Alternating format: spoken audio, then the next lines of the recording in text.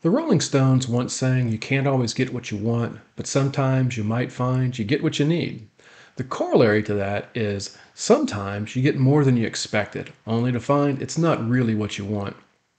Hi, I'm Jeff O, also known as Digital Romad on Twitter, and this is my latest Photo Finish Live video, Fanta of the Stable, winning the Photo Finish Live breeding lottery only to lose. We're going to start here with a math question. Can 2 plus 2 equal 5? Well, the reality is, yeah, it can, because at 2.49 plus 2.49 equals 4.98, and rounded to the nearest whole number, that is 2 plus 2 equals 5. The reality is that math is weak because 4.98 is never really 5, even if the math says it is, which gets us into Photo Finish Live and the question of, can a B plus horse and a B plus horse equal an A minus horse? And the reality is, yes, they can. It's known as a Fanta foal.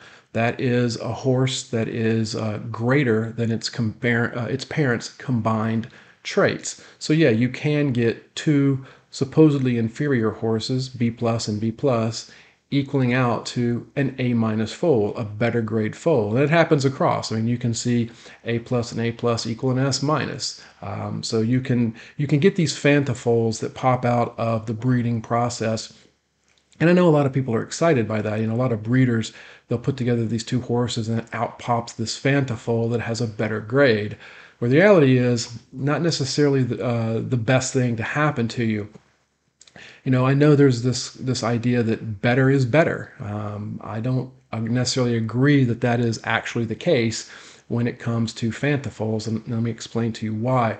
I'm going to use a horse here I'm calling Racer X. Again, I've taken away all his details because this is not about the horse, it's not about the stable, it's not about the two horses that bred.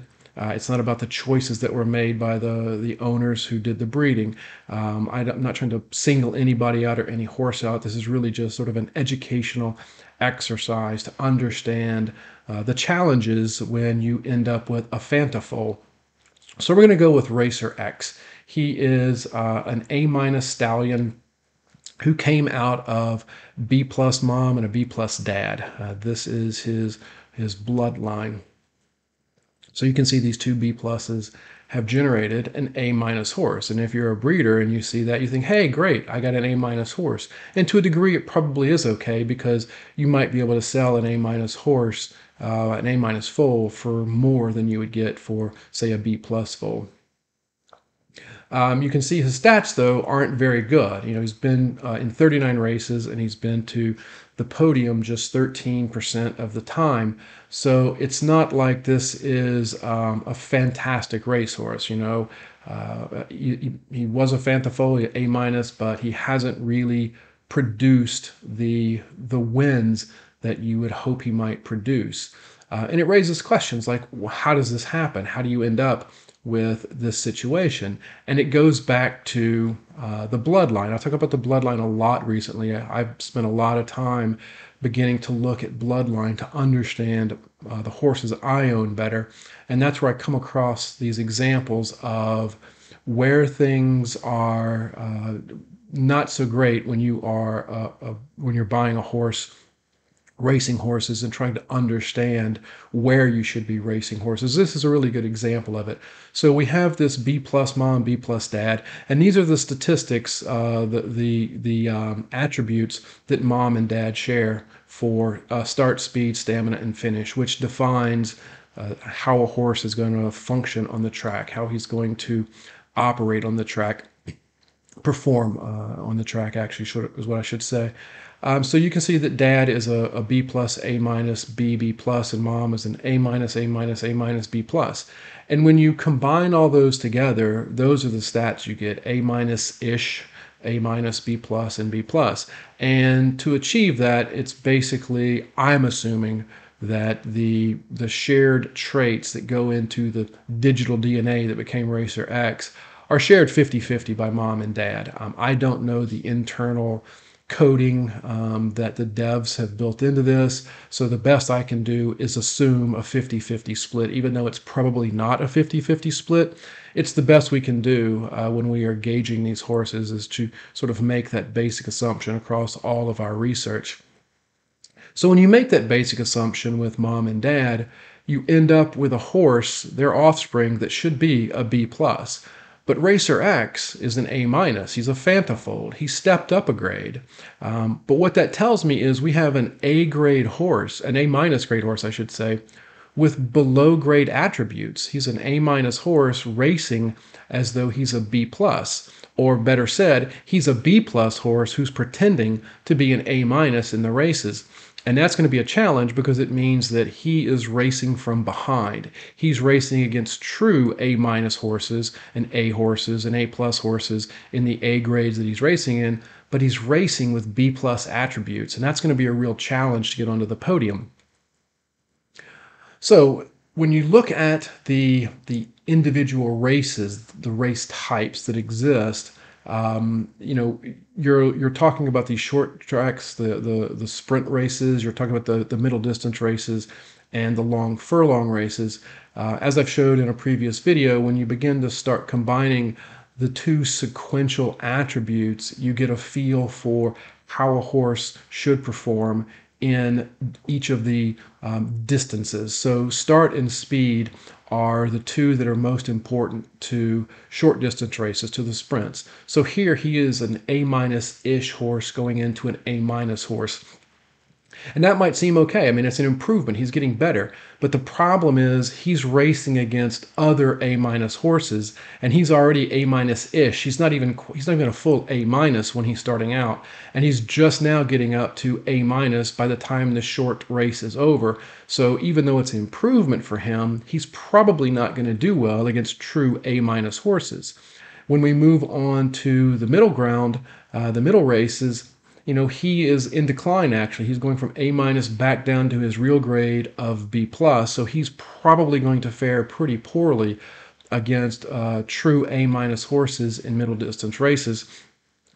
And he's neutral here in stamina and finish, B minus in both, which means that in a long distance race, he maintains his grade level. But the problem again is that he maintains a B plus grade level against A minus horses. So, that's probably a losing combination most of the time because he's going up against superior competition. He's racing again his class. He's racing as an A minus horse, but he's racing in his class with B plus attributes, and that's not going to be a winning strategy very often. So most likely we would look at this and say, okay, Racer X is a sprinter at best. And when we go look at his results, you can see that his wins have come primarily in sprint races, the 4 and 5 furlong races. He's been on the podium 4 times there, but he's raced 20 times. So he has, 20% podium rate, which is kind of weak, honestly. Again, his B plus characteristics are likely showing through even in the races that he is performing okay in. So that's going to be a challenge for this horse going forward, is that he's going to continue to be a B plus racer, having to race in A minus races and above. The one race that he won at a longer distance, the 8 furlong race, so a middle distance race, he came in second there, placed on the podium. But if you look at it, he was racing against 5 horses only. So, he had a 60% chance of getting onto the podium. And a better example here is that his fleet figure right here was 51, which is his worst showing yet. So he did okay. He got on the podium. But when I went and looked at that race, it was actually a maiden race against a very weak field, and he actually lost out to a B plus horse. So again, this is an A minus horse who is sort of racing in drag actually, because he's really a B plus horse on the inside. So the point of all of this is beware of the Fanta of the stable. I know that these kind of horses can be exciting to breed because you're putting together two, lesser horses and you're generating a better grade. And that can be exciting, particularly if you're going to sell it, because you're probably going to be able to sell the horse for more because it has a better grade. But it could very well be that what you have is an inferior better grade horse that is going to underperform in its class. If you're selling the horse, it's probably not going to it's not going to affect you in any way because you're getting rid of the horse, you're taking a profit on it, and you'll probably be able to sell it, as I said, for more than you would sell a lesser grade horse. But if you're a buyer, that's going to be the real problem because you think you're buying an A grade horse, and lo and behold, he's really a B grade racer inside, a B plus racer inside. So it's just another reason that you really need to check bloodline when you are buying a horse. You want to see what the parents look like, what kind of racers were they, what kind of grade are they coming out of, and are you buying a Fanta foal? And if so, you really need to look at where this Fanta fold stacks up relative to mom and dad.